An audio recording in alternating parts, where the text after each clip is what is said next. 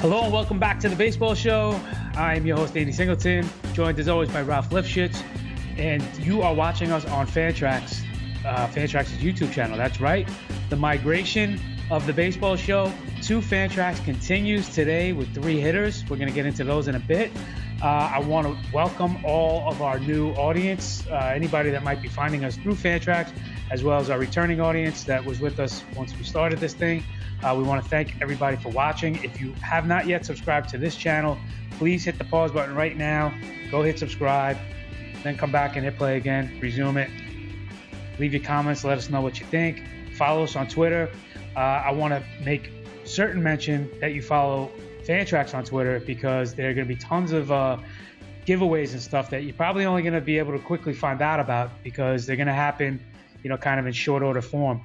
For instance, a couple nights ago, there was 30-minute window to get a free $100 entry into a draft and hold league.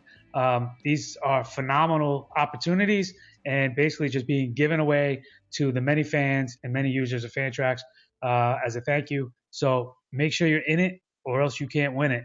And I know that sounded pretty cheesy. So let's dive into things with 3 hitters today. Real quick before we do that, I did want to finish pointing out that not only is the video section of Fantrax being blown out and expanded, which brings us over here. But also there's going to be a new blog, which is being rolled out as well. So Fantrax is going to be giving you its own original content. And there's plenty of good stuff going up there already for writers specifically contributing for Fantrax. So make sure you go and check that out as well. And any other questions, leave them in the comments or ask us on Twitter. So let's get on with the show. We hope you enjoyed our debut when we covered 3 pitchers. Now we're going to get into 3 hitters with Joc Pederson, Ian Desmond, and the one and only Alex Bregman. Starting things off with Joc Pederson. He is currently, according to Fantrax ADP data, the 55th outfielder off the board, 211th overall. And I want to start by saying that this is one of my guys. And no, not for all the young Joc references and whatnot, but before all of that. Walk it out, baby. Yeah, going back to his high A days in Rancho Cucamonga, I was a fan of this kid. I got a chance to see him live and in person at the Futures game in 2013. That was held at Citi Field. I made sure to go early for that so I could take in batting practice, watch infield, all that good stuff. And let me tell you, this kid had it all. And when I say all, I mean all 5 tools. And you know what? He still does. He's another diaper dodger. He'll only be 25 in April. He basically duplicated his 2015 season, but he made subtle strides to indicate that he was maybe starting to get acclimated to MLB pitching, particularly in the second half of last season when he kept the power numbers and he hit 260 over the second half. Now, you might be saying 260. Why is that an improvement? Because he had been well below that for the other 3 halves of his 2-year career to this point. So like I said, while it may not sound like a lot, it's the best half season he's put up in the major leagues, and it's the most current one. So that's why it's encouraging.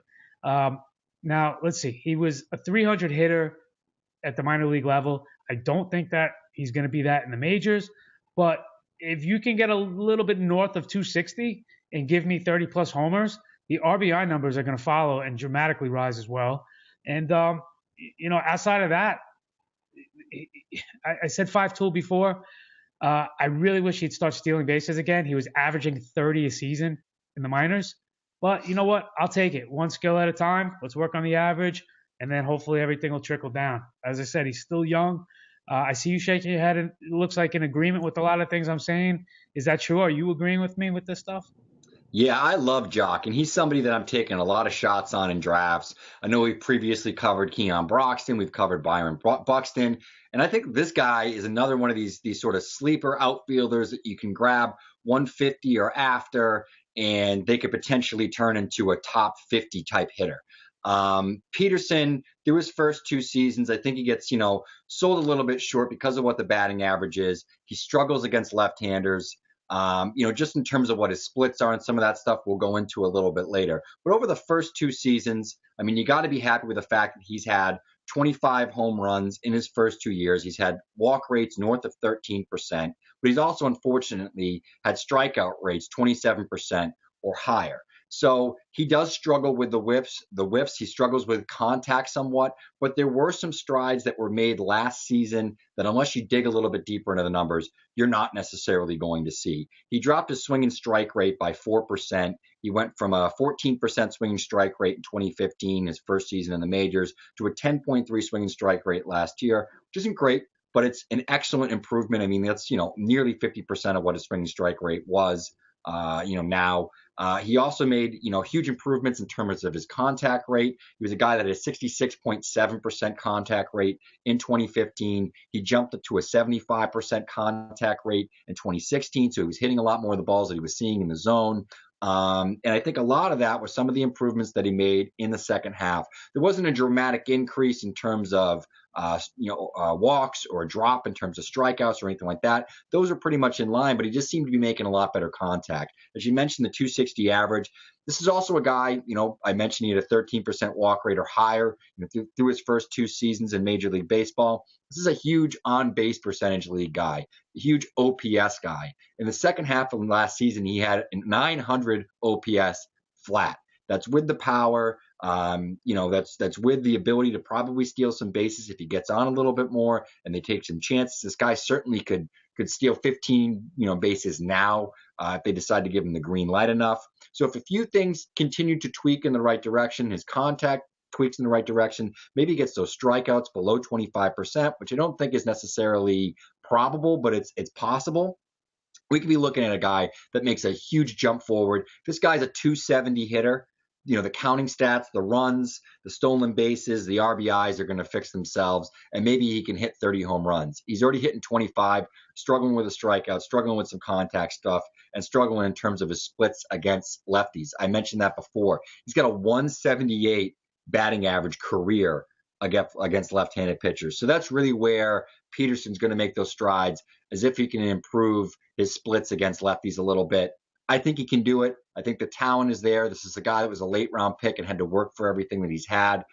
So I think the makeup's there as well. I'm all in on Pederson, and I think at his current draft position, he might be one of the steals of 2017.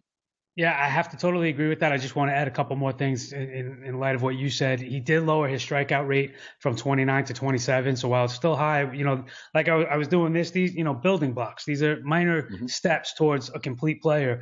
And again, I do think he is a complete player. It's kind of ironic to me that Dave Roberts is probably most famously known for stealing a base, yet, they don't let this guy steal. He went from 4 steals in 2015 to 6, but as I mentioned, he was averaging 30 a year in the minors. So he certainly has that trait, and he certainly has that ability.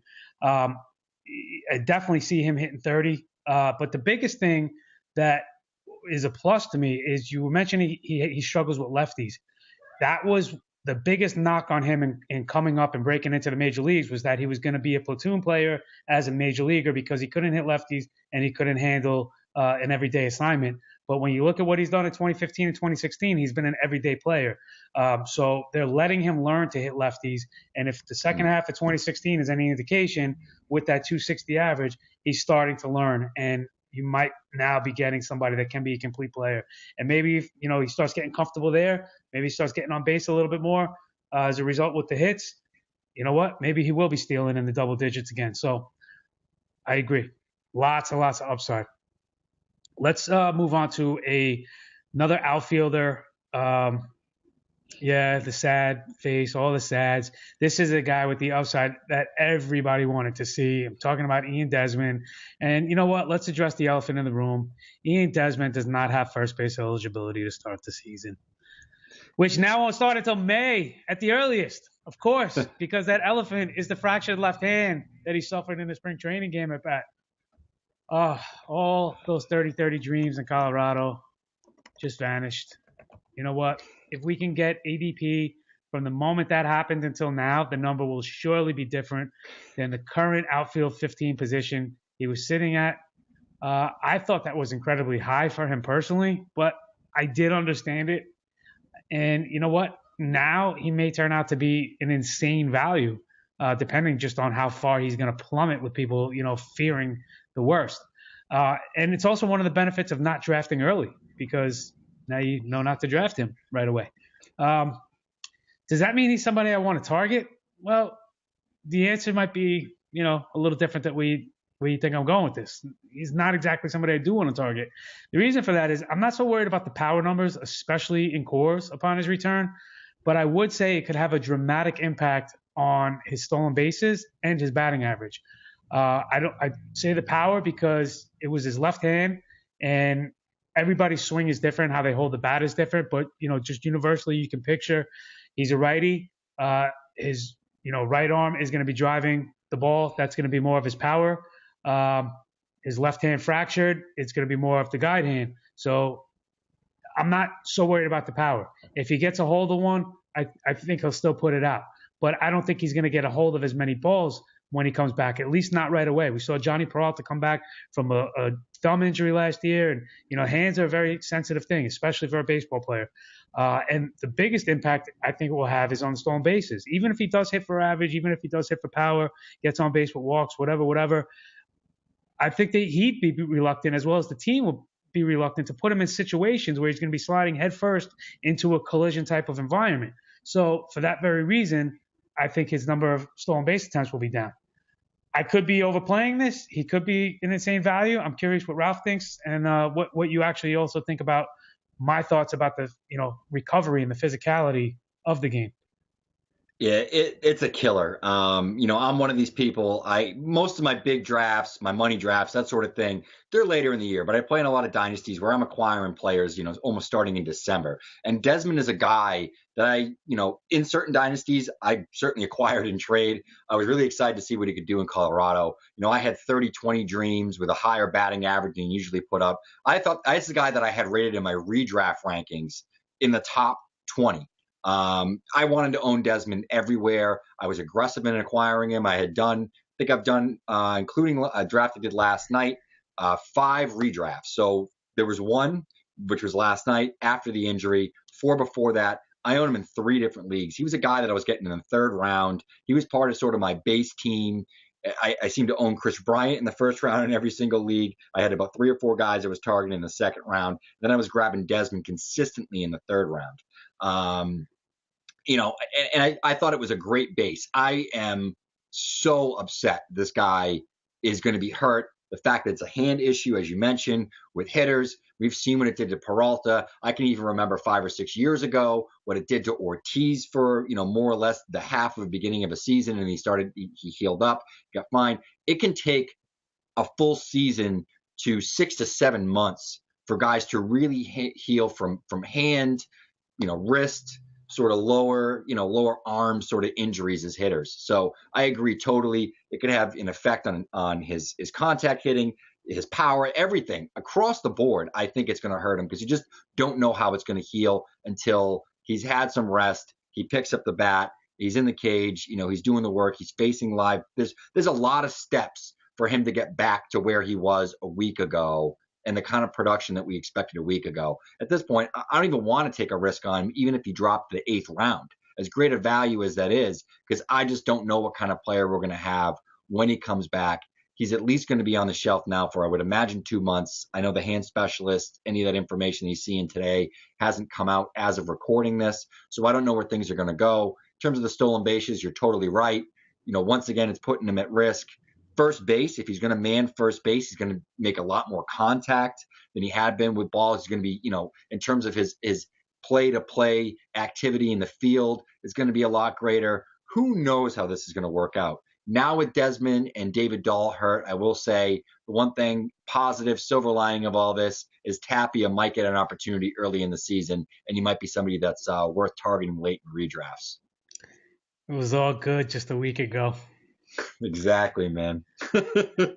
Yeah, and the from what you said, the biggest thing that stuck out to me is it could take 6-7 months. And you know what? I do think that is the problem. Do I think he will recover? Yes, I do think he'll recover. Do I think it could be this season? Yes. Do I think he could be productive and have value this season? Yes.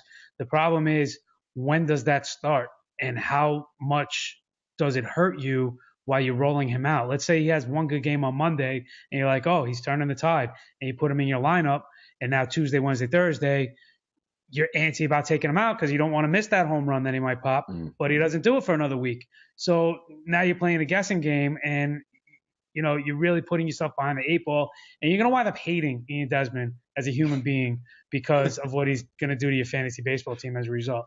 So that's why I'm off the Desmond bandwagon. But I wouldn't knock anybody for still holding him or taking him.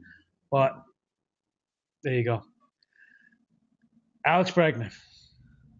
I am a huge fan of Bregman's, but even I got to say, calm down, people, okay?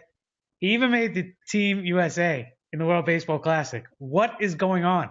Not even the philanthropist, Trey Turner, was good enough for that squad. But Bregman was? I mean, come on. Trey Turner is all world, all universe right now, and he couldn't even be on Team USA.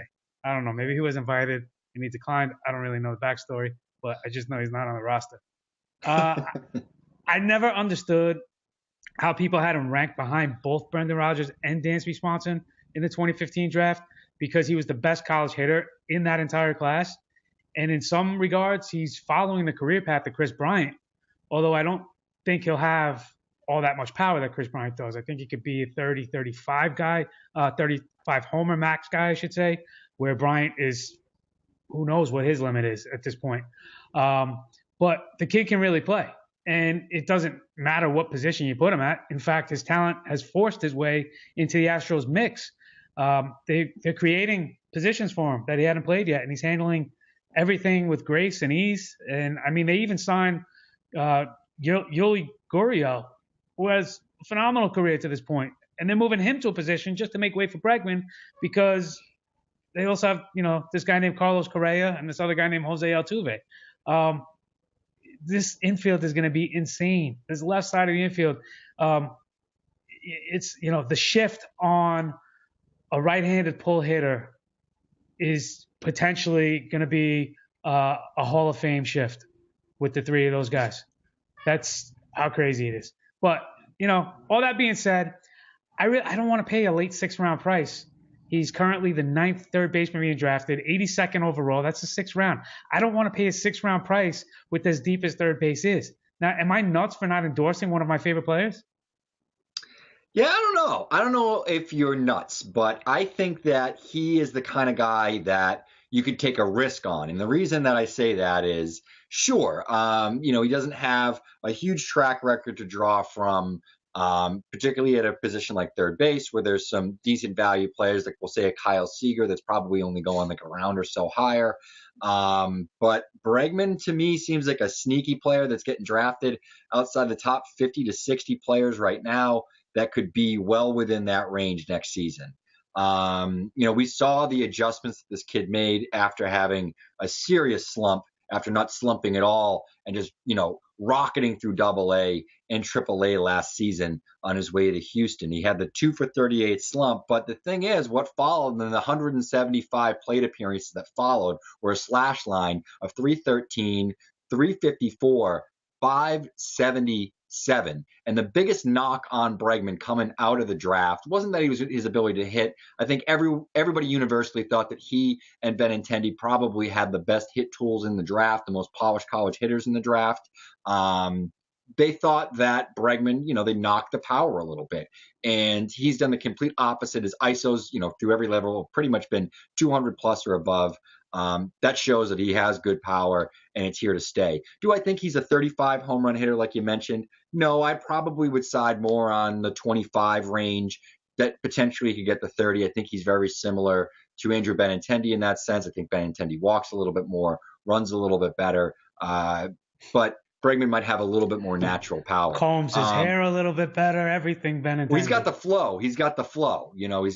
Benintendi has the great flow. It's already coming back, too, after he cut it last year. But before we get off on a Benintendi tangent, because I have a tendency to do that, I love Bregman. And where he's going right now, I haven't been able to get him in any drafts because he's gone a few picks before me.